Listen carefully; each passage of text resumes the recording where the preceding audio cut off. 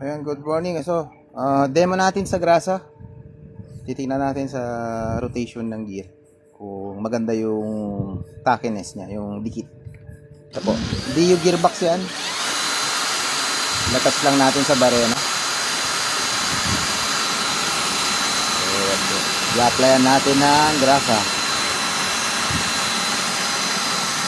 Ayan. So, ganyan po yung behavior niya. Ayan.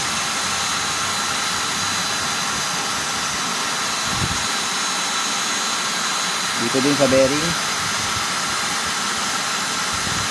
Ayan. Dumidikit.